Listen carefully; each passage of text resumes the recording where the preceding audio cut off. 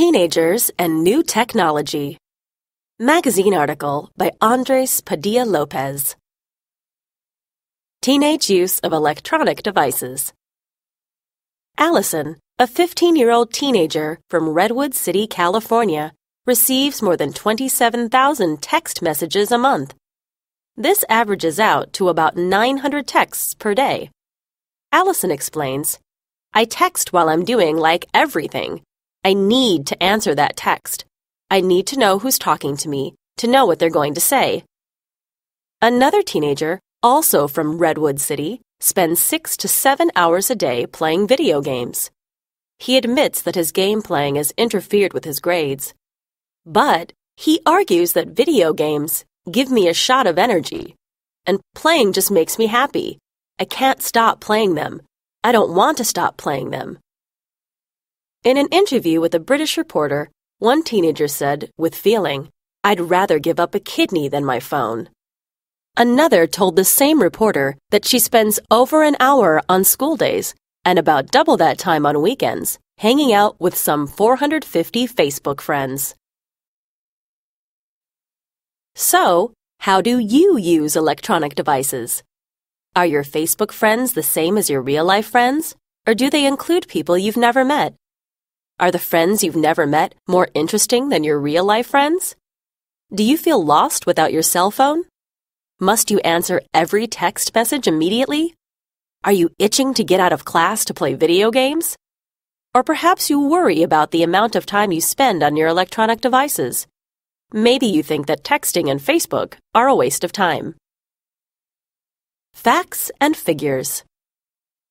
Recent studies estimate that 87% of teenagers between the ages of 12 and 17 years of age regularly go online to use the Internet.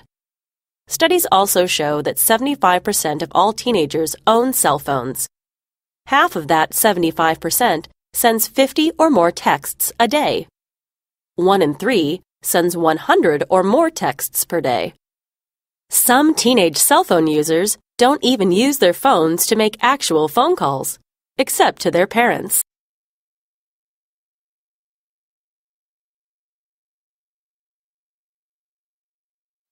Instead, they use texting to communicate. And, as all cell phone owners know, today's phones enable you to do much more than just texting. They allow users to take and share pictures, play games, listen to music, swap videos, and access the Internet and social networking sites such as Facebook and Twitter. The average teenager has 201 Facebook friends. The pros and the cons. One high school student from California aptly sums up the conflicting attitudes held by both adults and teenagers about the use of digital devices. Vishal is a bright 17-year-old with a passionate interest in filmmaking. As he puts it, technology is bad for me as a student because it has caused his grades to go down. On the other hand, he says, it is good for me as a learner. Vishal's access to technology has distracted him and made it difficult for him to concentrate on his assigned schoolwork. But it has also helped him to pursue in depth his interest in filmmaking.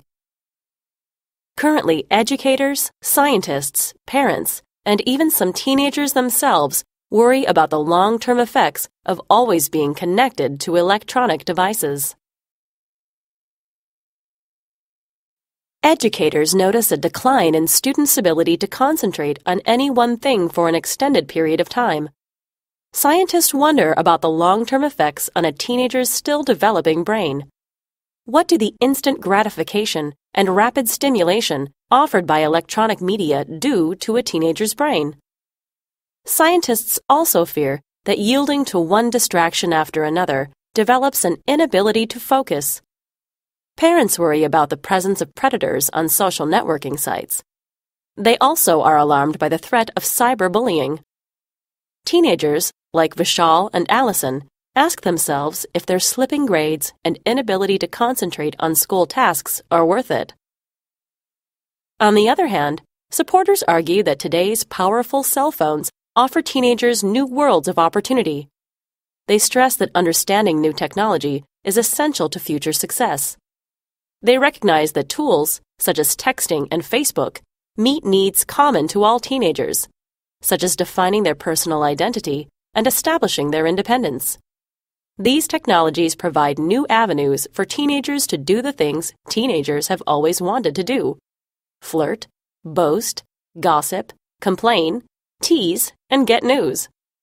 Some educators see new technologies as an exciting way of connecting with students. Others view them as a tool for personalizing education and encouraging individual students' interests. Wherever you stand on the various issues raised, there is no doubt that electronic devices are here to stay. How we use these devices, whether we choose to have them work for us or against us, is up to us.